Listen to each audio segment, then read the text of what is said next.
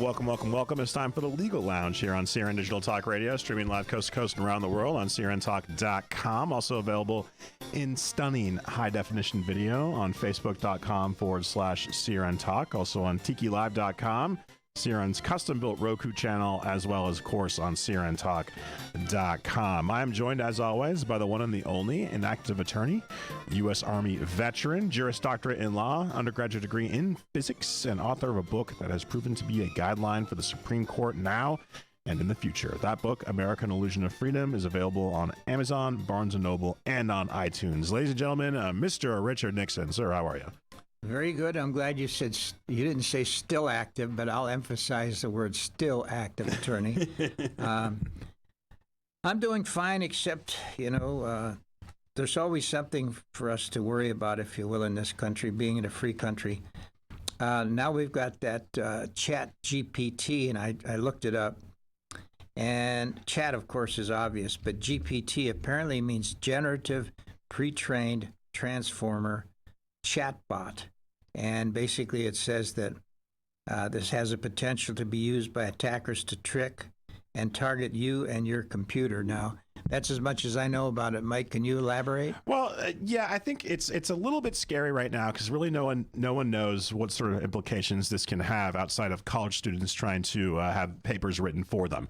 What ChatGPT does, what you said, is a generative pre-trained transformer. So what that means is generative means it generates content. Pre-trained means that it's pre-programmed to find what content based on whatever input you put into it. Yeah. And transformer, meaning that it's going to take your human interaction and it's going to transform that into a separate piece of content. Basically what it means is that you go on ChatGPT or Microsoft's new API or anything like that, and you say, write me a story based on how Marbury versus Madison was wrongly decided. Yes. In the tone of Dr. Seuss.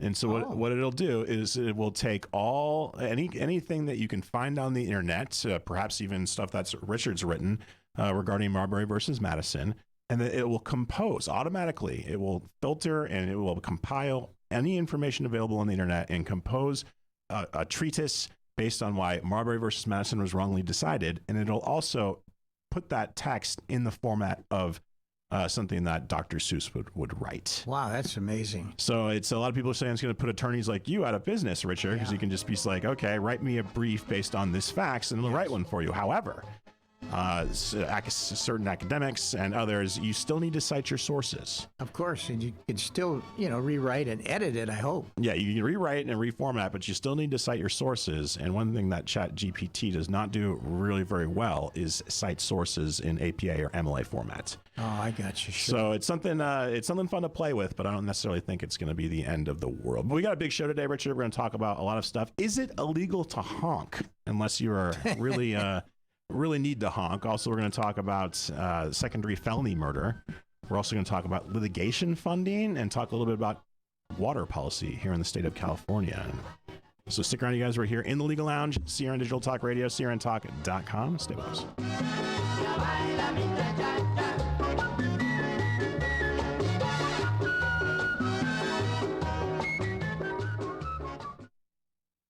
Attention real estate investors. Do you need cash immediately? If you own one or multiple rental properties, you can use your equity to get cash out fast. The best part is we don't need tax returns or even a good credit score. At America's Loan Source, we are not a bank and we don't have bank rules. We make the decisions to loan you money, and there's no limit how much we can give you. Some clients have gotten as much as $500,000 or more within days. Use the money any way you want. If you own one rental property or 100 and COVID has left you in a cash crunch, we can help you turn your equity into fast cash. Call now for details and close in as little as 10 days and get the cash you need. 800-353-1760. 800-353-1760. 800-353-1760. That's 800-353-1760.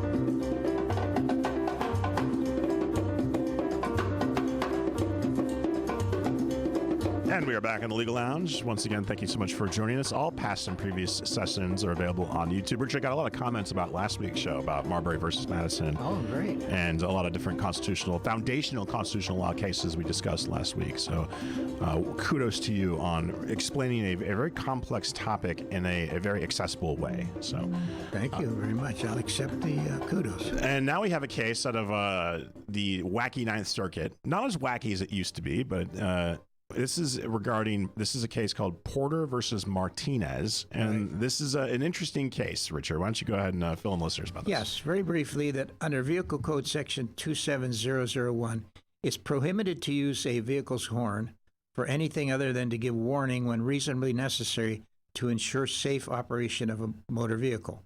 Now, again, briefly, in 2017, Susan Porter was driving past a protest outside a government official's office, and she honked in support of the protesters.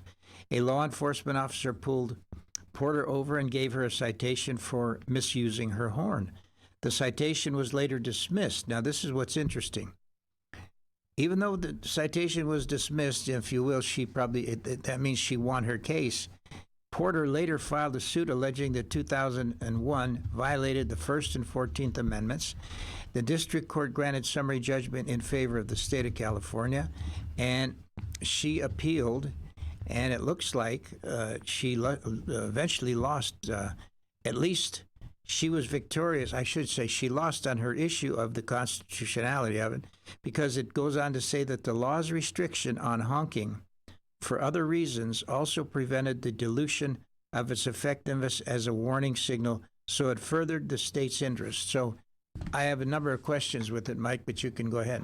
Yeah, just real fast. The California Vehicle Code in question here is section 27001, like you said. I will read it here as it is follows. A, the driver of a motor vehicle, when reasonably necessary to ensure safe operation, shall give audible warning with his or her horn. Section B, the horn shall not otherwise be used except as a theft alarm system which operates as specified in Article 13. So you're only supposed to use your horn in, your normal course of driving. Right. You're not, according to the California Vehicle Code, you're not supposed to use it as an expressive manner. Our friend here, Mrs. Porter, said that she was driving by a protest. She wanted to honk her horn in solidarity with that protest. She was cited under section 27001, and she said that this was a chilling maneuver by the law enforcement, which violated her First and 14th Amendment. I'm guessing the First Amendment would be her freedom of speech. Correct. Why is the 14th Amendment included here? Well, you know that 14th Amendment incorporation clause used the due process clause by the 14th Amendment to apply the First Amendment to the states. But what I find troubling here, and of course I haven't read the whole case in detail, but I don't understand how she had, I won't use the word standing because that's not appropriate, but why she was able to bring this suit, because she won her case. It says the citation was later dismissed, but then she went forward and argued that the law itself, section 27001, was unconstitutional. I don't know. Article 3 of the Constitution talks about ripeness and concreteness. The courts will not take cases unless someone is potentially damaged or has been damaged. They don't take cases to just give their opinion with no recompense, I should say, with no results. President Washington asked the Supreme Court, of course, years ago, to give their opinion on something as to whether or not it would be constitutional. And the Supreme Court very courteously wrote back and said, George, we don't give opinions. You've got to have a case in controversy so that we know everybody's arguing their side to the best of their abilities. And when we decide it, it will be based upon the facts and the law. But we do not give opinions. And that's kind of what she did here. And so I'm surprised that the court even went further with her argument. And it looks like the court did hold that that vehicle code is constitutional. Also, the type of relief that she asked for, the court felt was far too broad. She wanted to block enforcement wholly of section 27001 against what she calls expressive honking. In Porter's view, Expressive horn use includes honks not only to support candidates and causes, but also to greet friends and neighbors, like, beep, beep, hey, how you doing? Summon children or coworkers, or celebrate weddings or victories. Hey, let me tell you, every time that the Dodgers win in my neighborhood, you hear a lot of horns being honked. Sure. So, I mean, perhaps she felt that she was being singled out solely because, I mean, let's be honest, people honk their horns, in violation of all the time. But what she wanted the entire law thrown out. Right. And that's not necessarily how things are done here, right? That's right. But again, like I said, I don't know why the court even entertained that issue because, as I said, she had won her case to an extent because the case was dismissed. So maybe next week we'll research this issue and find out exactly why she, why the court even entertained her position. Also, just a couple little housekeeping issues regarding this case, which of course is Porter versus Martinez. The Ninth Circuit applied immediate scrutiny. We've talked about immediate scrutiny and strict scrutiny before. Can you tell the audience what the differences are? Well, yeah, it's somewhere between rational scrutiny, excuse me, and strict scrutiny. Rational scrutiny is if it has to do with economic or public issues where the court feels that the government, as long as it has a rationale for why it wants the law, it will presume the law to be constitutional, and it'll be up to the challenger to show that it's not. On the other end, where you've got strict scrutiny, if it involves fundamental right or suspect class, it is presumed to be unconstitutional, and the government then has the burden to show that it is not, and that it's the most burdenless, I should say, method by which the government could achieve that goal. Now they came up with a new one, this medium scrutiny, if you will, that is really not either one of those. It's just somehow in the middle. It came about with the Plyler case, Plyler versus... Yeah, I remember Plyler. Texas case. Plyler versus Texas, yeah. But I just can't remember the... Okay. Anyway, in that case, it was dubbed by Chief Justice Berger as, hey, we've just discovered a new test by the Supreme Court. It's another doctrine by the Supreme Court that didn't satisfy either one, and therefore it should have been found unconstitutional. But they wanted to make it constitutional, so they found a third catchphrase, and it's called intermediate scrutiny. So you have rational basis test on one side, you have intermediate scrutiny in the middle, and you have the strict scrutiny on the far left. We're going to talk a little bit more about this after the break. We're also going to talk about an interesting case, Ferrell, the criminal case regarding the second-degree felony murder rule. And so we have a lot to talk about here, you guys. So just quick piece of advice, if you're living especially in the city of Los Angeles, use your horn very judiciously because you never know what can happen. Yeah, that's Stick right. around, you guys. You can get a ticket, for sure. You can get a ticket and maybe worse. Stick around, you guys. We'll be right back right after the break.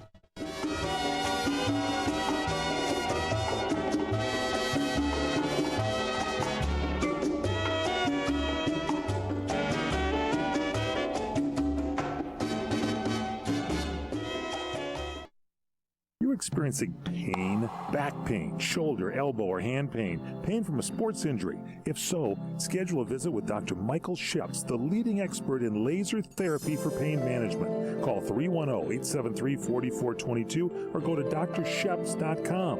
Experience Epic T, the breakthrough laser therapy system that Dr. Sheps developed to make you pain-free in less time. Laser therapy is a non-invasive, safe, and effective in-office procedure that penetrates deep into your skin without damaging the tissue. It perfectly targets areas of pain to promote fast, natural healing. Relax your muscles, ease muscle spasms, joint stiffness, and arthritis pain while increasing blood circulation. For over 25 years, Dr. Sheps has helped Olympic athletes and sports enthusiasts alike get back in the game. Schedule your visit with Dr. Sheps at his Brentwood office in California. Call 310-873-4422 or visit drsheps.com. That's DRSHEPS.com, 310-873-4422. Are you ready to make a difference for the environment while helping the visually impaired at the same time? Then donate your vehicle to Heritage for the Blind today by calling 800-785-9618. Every donated vehicle will either be properly recycled in an eco-friendly manner or given a new life through reuse. Donating your vehicle is easy. Simply call 1-800-785-9618 and Heritage for the Blind will do the rest. They'll even arrange for your vehicle to be picked up at no cost to you. And for a limited time, when you donate your car, you'll receive a $200 restaurant voucher and a 2-night, 3-day hotel stay at one of 50 locations. Call 800-785-9618 right now to schedule your tax-deductible vehicle donation and make a positive impact on the environment while helping others. Heritage for the Blind, where every car donation counts and every person makes a difference. Call 1-800-785-9618 now.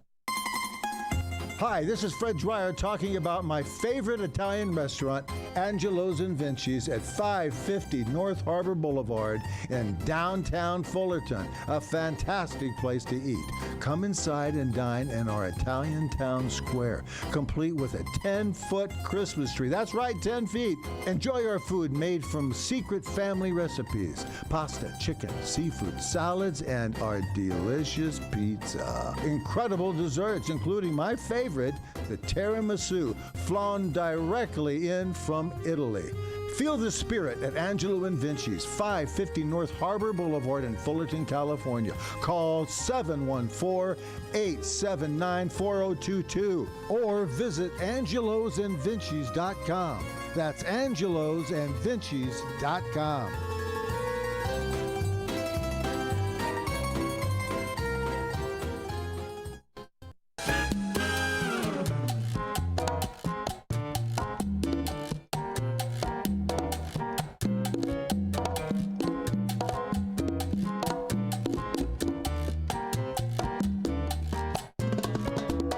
And we are back in the Legal Lounge. Once again, thank you so much for joining us here. All past and previous sessions available on YouTube. Richard's fantastic book. It's available on Amazon.com, Barnes & Noble, and on iTunes, America, An Illusion of Freedom. Make sure to check it out. And just to do a little bit more here, we were talking about the honking case, which was Porter versus Martinez, and how the panel of the Ninth Circuit used intermediate scrutiny. So the hypos I have here to kind of explain to the audience the differences between the rational basis test, intermediate scrutiny, and strict scrutiny are as follows. So let's say I get a ticket for jaywalking, and I go to the court and said, hey, you know, I should have freedom of movement, you know, and I should be able to ignore the jaywalking and they statutes about jaywalking are unconstitutional. And the court will be like, look, you know, all right, well, you can't just run around in the streets. We need to protect public safety here. Correct. So any rational person is going to go out there and say, hey, you can't just run around the street without any sort of control.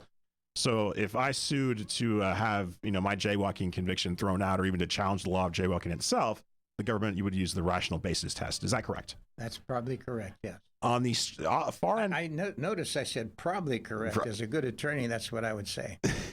And for the strict scrutiny test, let's say the government makes a law saying that all redheads can't leave the house on Sunday. Correct. And then my redheaded brethren out there say, this is patently unfair. I'm suing. Right. And so now the government has to prove why the law that all redheads can't go out on Sundays is constitutional.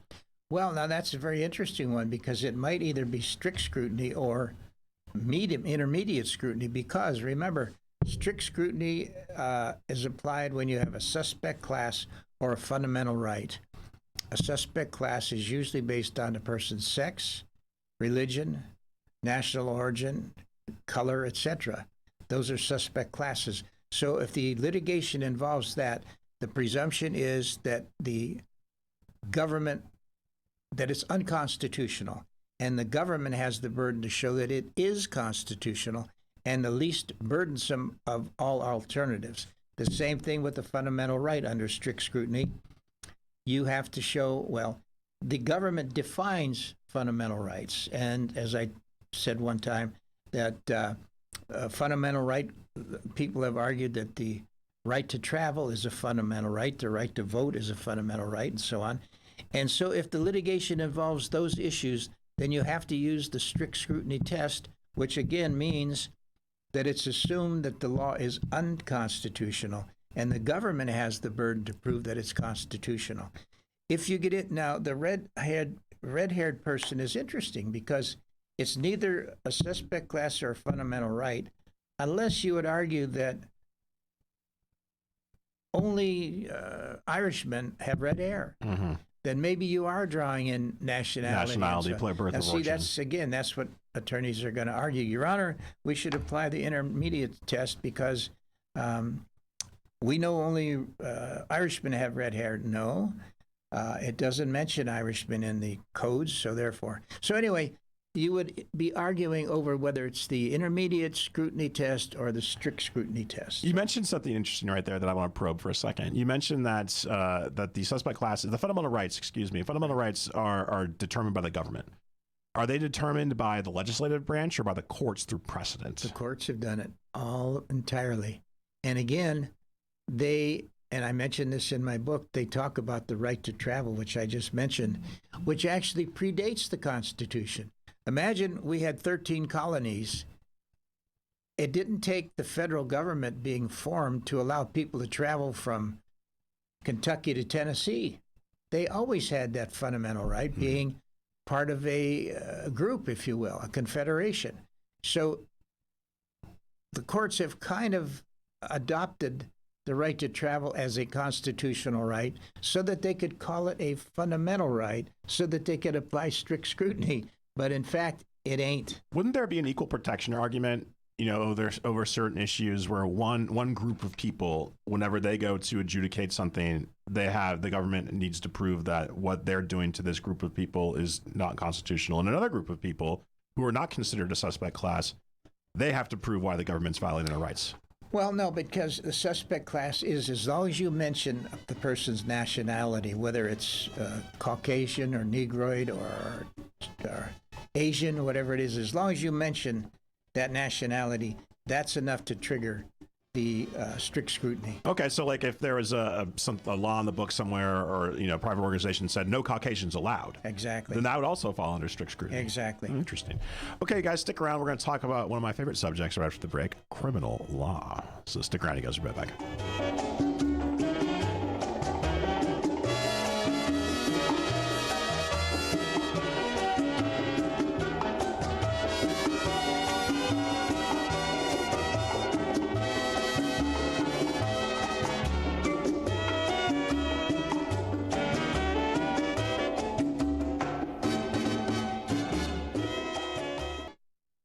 Are you paying too much for term life insurance? There's a tremendous price war among the major term life companies. Rates have dropped dramatically in the past few years. For example, a man age 45 non-tobacco user, $1 million of coverage is only $75 per month, level for the next 10 years. Or a man age 50 non-tobacco user can buy $500,000 of coverage for a monthly premium of only $110, guaranteed not to change for the next 20 years. That's right, level rates for 20 years. And if you're a smoker, we have great rates for you as well. At the Term Lifeline, we specialize in policies of $500,000 and above. So if you're looking for new or replacement term life insurance, call right now for a free quote. Rates and availability may vary by state. Sample rate quotes are based on preferred non-tobacco underwriting exam required to qualify. 800-349-6855. 800-349-6855. 800-349-6855. That's 800-349-6855. When you really want Italian food, you have got to get to Columbo's. Columbo's Italian Steakhouse and Jazz Club, Colorado Boulevard, Eagle Rock. It's that little neighborhood place you wish was down the street from you. Today, it seems so hard to enjoy just a little bit of easy. So much of life seems to get in the way. But fear not, seekers of fabulous food and fun and thrill. Columbo's is Southern California's answer to Easy Street.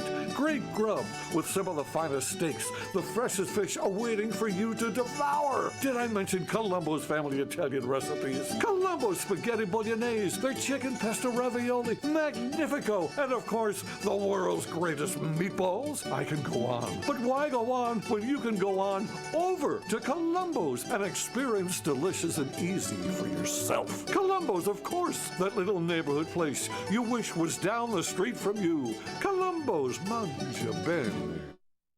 Enjoy Tiki Live, the best cable alternative choice today, with hundreds of premium live TV programming, including ESPN, CNN, Fox News, Disney, AMC, Bravo, XF, OWN, and CRN Talk. Plus no contracts and low month-to-month service. Tiki Live, servicing North America, including the Caribbean. To get started, visit TikiLive.com to order hundreds of channels, including CRN Talk, at a fraction of what you're paying today. Visit TikiLive.com. That's TikiLive.com. Are you ready to make a difference for the environment while helping the visually impaired at the same time? Then donate your vehicle to Heritage for the Blind today by calling 800-785-9618. Every donated vehicle will either be properly recycled in an eco-friendly manner or given a new life through reuse. Donating your vehicle is easy. Simply call 1-800-785-9618 and Heritage for the Blind will do the rest. They'll even arrange for your vehicle to be picked up at no cost to you. And for a limited time, when you donate your car, you'll receive a $200 restaurant voucher and a 2-night, 3-day hotel stay at one of 50 locations. Call 800-785-9618 right now to schedule your tax-deductible vehicle donation and make a positive impact on the environment while helping others. Heritage for the Blind, where every car donation counts and every person makes a difference. Call 1-800-785-9618 now. Hi, I'm Dennis Bono. Join me every Saturday at 6 p.m. and Sunday at 3 p.m. for the Dennis Bono Show live from the entertainment capital of the world, Las Vegas. Enjoy this fun-filled hour with my celebrity friends as they perform, visit, and have lots of fun with me in front of a live audience in the showroom at the South Point Hotel. Please join me Saturday, 6 p.m. Pacific, Sunday, 3 p.m. Pacific, right here on CRN Radio and CRNTalk.com.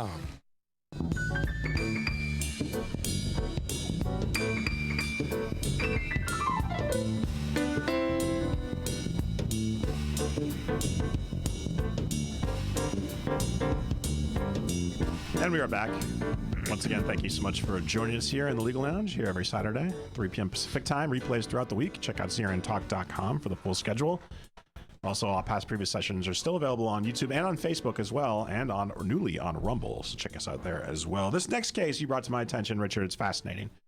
This is the people over in the state of California versus Ferrell, and this is known as in re Ferrell. What's the in re part? What does that mean, in re? Well, in regards to. In regards to. That's all. Okay, and this is an appellate case out of the California Supreme Court. Give us kind of the rundown here, Richard, please. Well, this was basically after a fight between two gang subsets broke out. Ferrell discharged a firearm, and his childhood friend Lawrence Rawlings was struck and killed. Ferrell was charged with murder and enhancements related to the use of a firearm. At trial, there was evidence to support, now this is important, evidence to support both that Ferrell had aimed and fired at people or had fired skyward with an accidental discharge, killing Rawlins. The jury was instructed it could convict Ferrell on second-degree murder if he had intentionally discharged a firearm in a grossly negligent manner and Rawlings was unlawfully killed. So basically the court is saying right there that they gave an instruction that basically said if you simply discharge this gun, you could be found guilty of second-degree murder.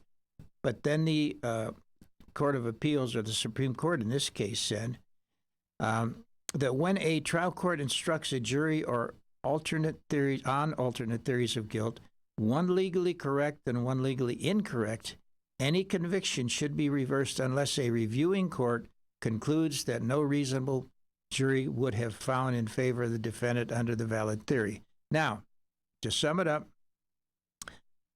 the court said, although implied malice murder requires the defendant to know their act is dangerous to life and acted with conscious disregard for life, the firearm discharge enhancement only requires a defendant to have the intent to discharge the firearm. And in conclusion, a true finding on a firearm discharge enhancement is not privy or is not a substitute for the mental component of implied malice murder. So in other words, telling the people that they could find this defendant guilty of second-degree murder by his simply shooting a gun toward the sky, if you will, without intent to hurt anybody, could leave him open to second-degree murder is false.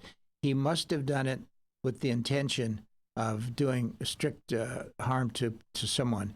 And again, the two instructions that they gave initially, they conflicted. One said you had to show that he had injury in mind to hurt somebody. The other is he just fired a gun in without attempting to hurt anyone. And the court very clearly made it clear that one is not a substitute for the other. So just real fast to back up, the facts of the case are kind of horrifying. I mean, it's this man, accidentally, allegedly, apparently, according to his side of the story, shot his friend on accident.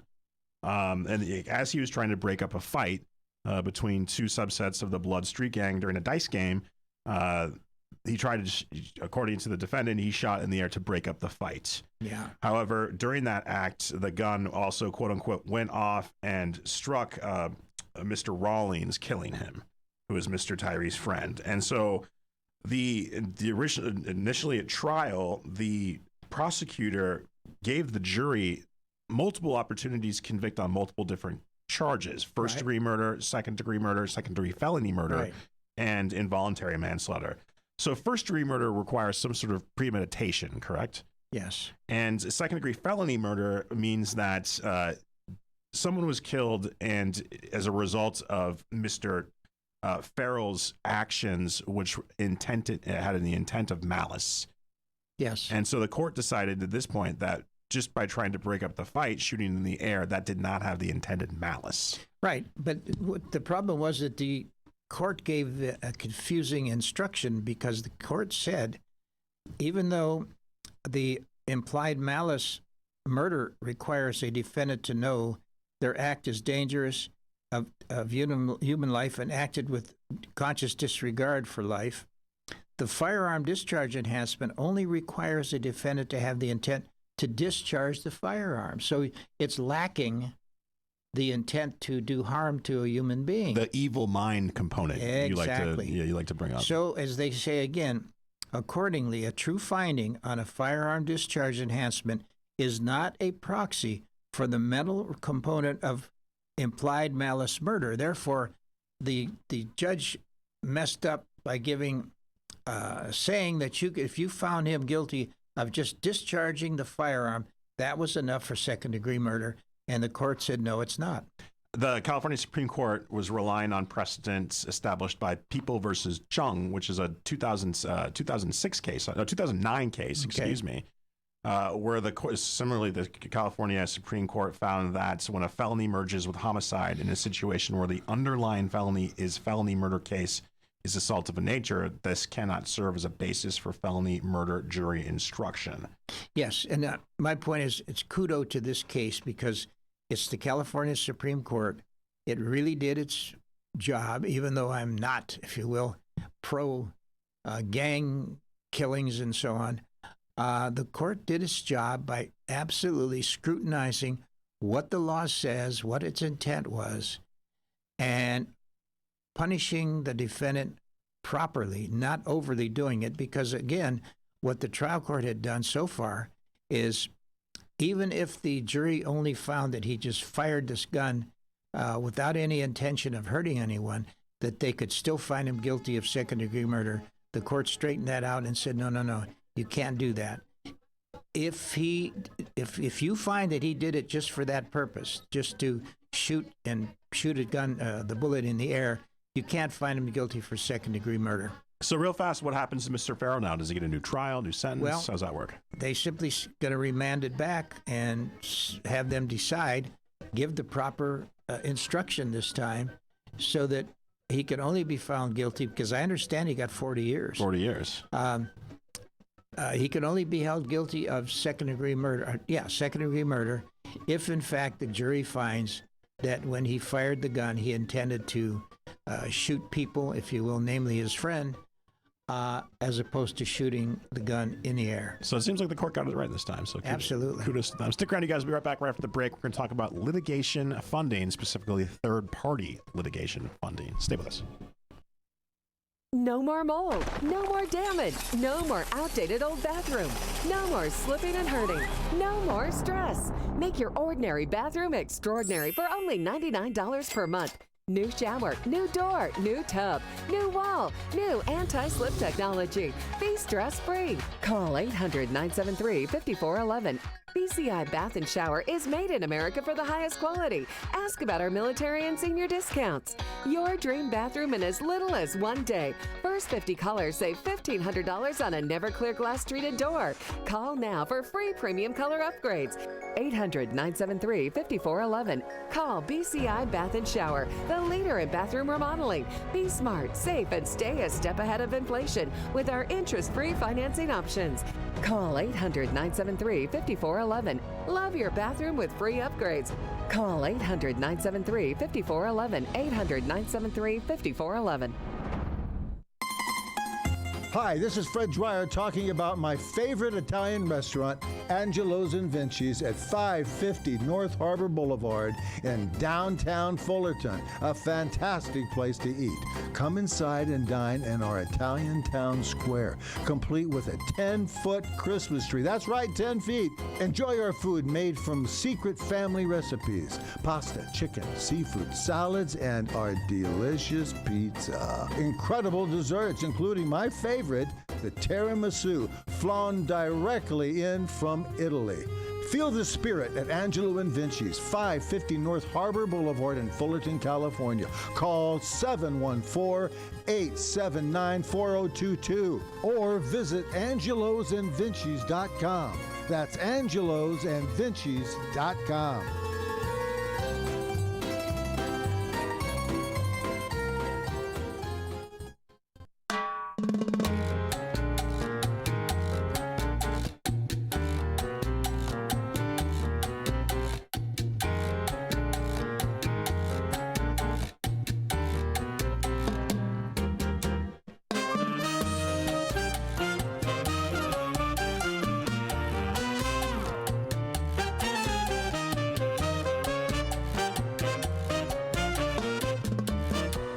And we are back in the Legal Lounge. Tangerine. Thank you so much for joining us. Really appreciate it. This is an interesting one, Richard. You brought this to my attention.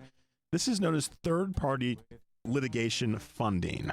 Third-party litigation funding. What's that all about? Well, very briefly, there is a bill pending in the California legislature that would put new disclosure rules on litigation funding contracts and companies that offer them. California already has a very limited example of what disclosure might look like. In 2017, the Northern District of California instituted a standing order requiring plaintiffs in class action suits to disclose if they receive third-party funding. And I'll let you take it from there, Mike. At third-party funding, so pretty much you have plaintiff and defendant. Yes. And then let's say the plaintiff sues the defendant for defamation, for anything like that. Right. And you have, I guess it could work on both sides in a civil case where you can have a third party come along and offer to fund that lawsuit. Correct. Famously, we saw this in a case we talked about right when we first started doing this show. This was the Hulk Hogan, otherwise known as Terry Bollea versus Gawker. That's right. Where Gawker, which is an online tabloid, a rag, you might say, they published some unflattering things about Peter Thiel, who's a billionaire financier. Right. A couple of years later, then Gawker published something even more tawdry regarding Mr. Hulk Hogan. Mr. Hulk Hogan sued Gawker, and it was funded by Peter Thiel. Right. Gawker lost, and Mr. Hogan, with help from Mr. Thiel, won a huge judgment, correct, which closed Gawker down. I'm interested to see why this is only limited to class action suits.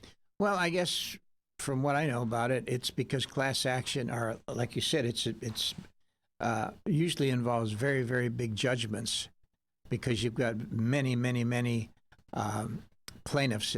Normally, a class action suit, in order to have it go, if you will, the judge has to look to see that these numbers of people all have something similar.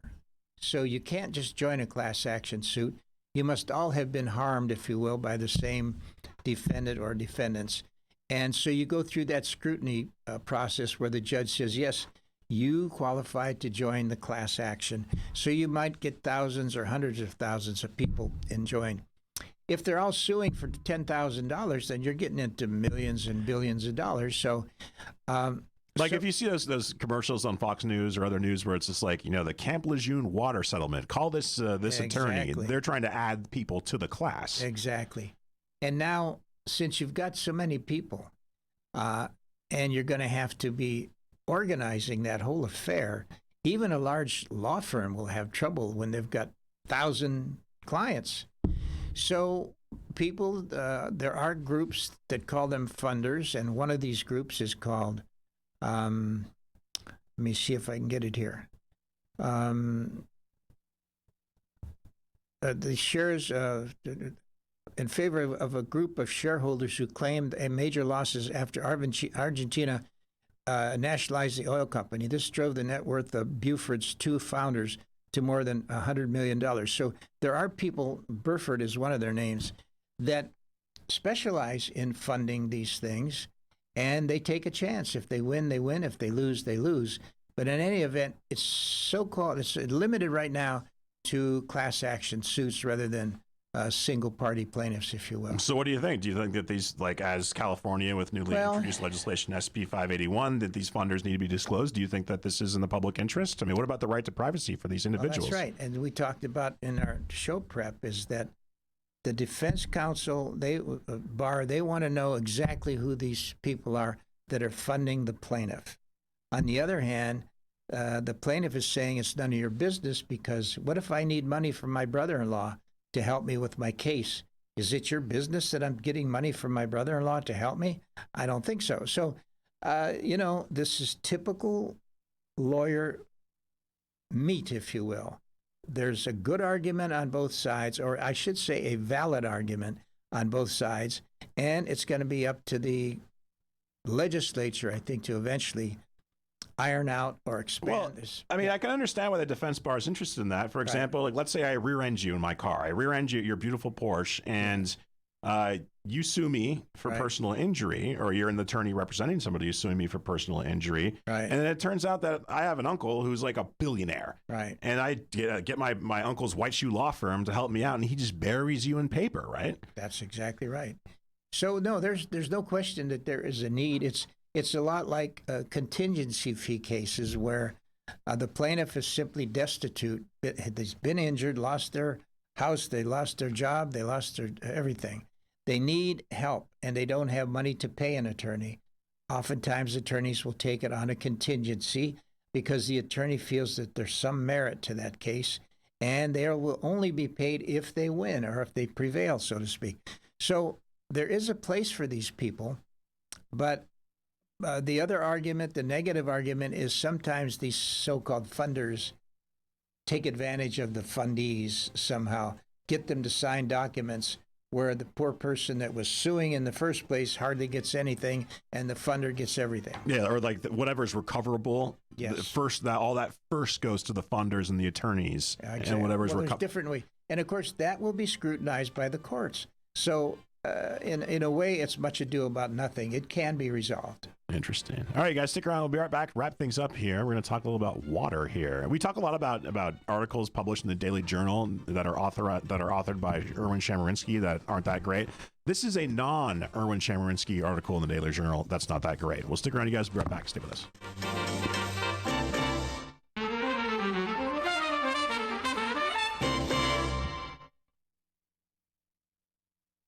Let's talk about your credit cards. When you first start using them, it's a slow drip. You make charges, then more charges, then bills come, and they keep coming. When you open your statements, the floodgates come pouring in.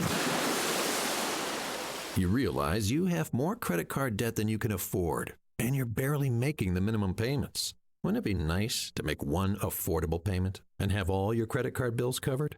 Make this free call and learn our responsible way to get your credit card bills paid and under control. Sponsored by Consumer Education Services, a nonprofit organization. 800-876-3643. 800-876-3643. 800-876-3643. That's 800-876-3643. CESI is not a loan company. The establishment of a debt management plan may adversely affect your credit rating. Non-payment of debt may lead creditors to increase finance and other charges to undertake collection activity, including liquidation. When you really want Italian food, you have got to get to Columbo's. Columbo's Italian Steakhouse and Jazz Club. Colorado Boulevard, Eagle Rock. It's that little neighborhood place you wish was down the street from you. Today, it seems so hard to enjoy just a little bit of easy. So much of life seems to get in the way. But fear not, seekers of fabulous food and fun and thrill. Columbo's is Southern California's answer to Easy Street. Great grub with some of the finest steaks, the freshest fish awaiting for you to devour. Did I mention Columbo's family Italian recipes? Columbo's spaghetti bolognese, their chicken pesto ravioli, magnifico, and of course, the world's greatest meatballs. I can go on. But why go on when you can go on over to Columbo's and experience delicious and easy for yourself? Columbo's, of course, that little neighborhood place you wish was down the street from you. Columbo's, mangia bene. Do you want to fly somewhere, anywhere in the world? Smart travelers call myflightsearch.com for the best deals on flight tickets. Going to Manila, Bangkok, London, how about Singapore? Call myflightsearch.com for the lowest flight tickets available. What about a local vacation? Let's say you want to fly to Vegas, Orlando, Miami, Los Angeles, or Denver. Pick up the phone and call myflightsearch.com right now. We have exclusive deals that you can't find anywhere else. The only way you can get these low airline prices is by calling us. We have so many low prices available, we can't possibly tell them to you right here and now. If you're flying somewhere anytime in the next 6 months and you want the lowest airline ticket prices anywhere, you owe it to yourself to save a ton of money. So pick up your cell phone and call myflightsearch.com right now. Call 800-445-3166. 800-445-3166. That's 800-445-3166. Call now. 800-445-3166.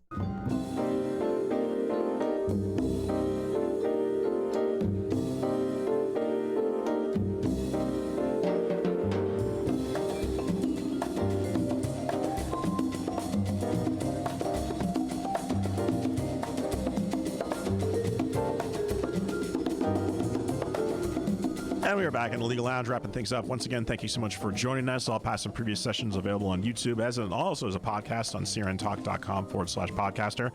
Make sure to check out Richard's fantastic book, where he writes about the quote-unquote right to travel and other fantastic issues. It's America, an Illusion of Freedom. It's available wherever the fine books are sold. So we rarely get to talk about a non-Erwin Chemerinsky terrible Daily Journal article, but this one is pretty head-scratching.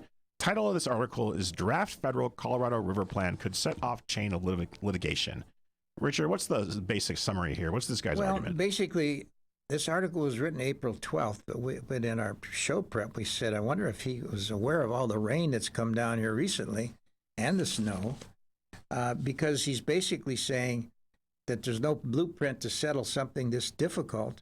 The reservoirs released on Tuesday contemplates across-the-line water cuts for water agencies across the Southwest. The unprecedented act would upend the priority system established 100 years ago and set off a chain reaction.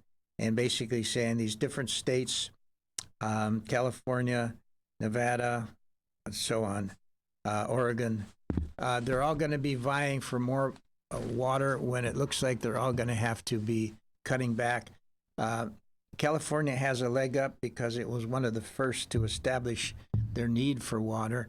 And I'm stunned that we're still going to be talking about a drought now because we didn't have the will or the ability, the common sense to save some of the water that we've received from the most recent rains. We got quite a bit of rain. National Public Radio, which is not necessarily a friend of the oil and gas company, they just reported 2 days ago, actually 5 days ago, before the publication of this article, that the snowpack in the eastern Sierra Nevada will be enough to supply the entire state of California next year, and we're not going to have to rely on the Colorado River for any of our water. Wow.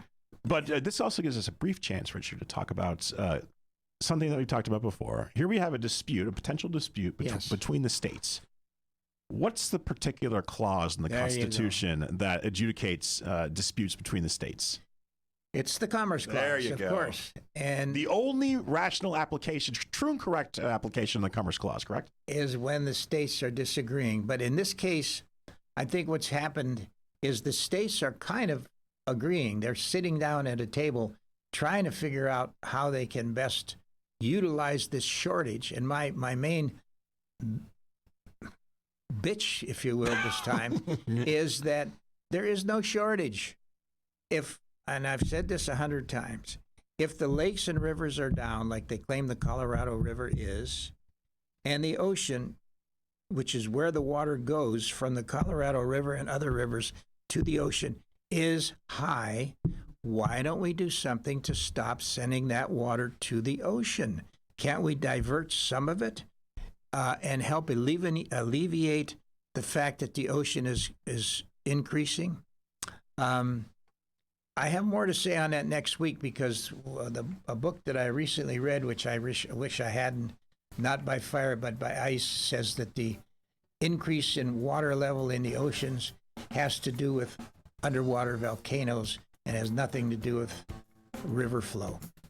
So we're just going to throw another monkey wrench into the machine. But like you said, I mean, trillions of gallons of water flow every year into the ocean, and it seems like we can spend, public money rather than investing in, electric cars and stuff like that to recapture that water. See, again, what we said, I wonder if this is really an economic issue or what's the word I'm looking for? Geographical issue? Yeah, or a political issue. Or a political issue, right. Somebody should be doing something to recognize that we have to save this water when it comes to us. Absolutely. Richard, we're out of time. We'll see you next week, folks, here in the Legal Lounge. Make sure to check out Richard's fantastic book, American Illusion of Freedom, available where fine books are sold. See you next week. Are you tired of your favorite talk show sounding like this?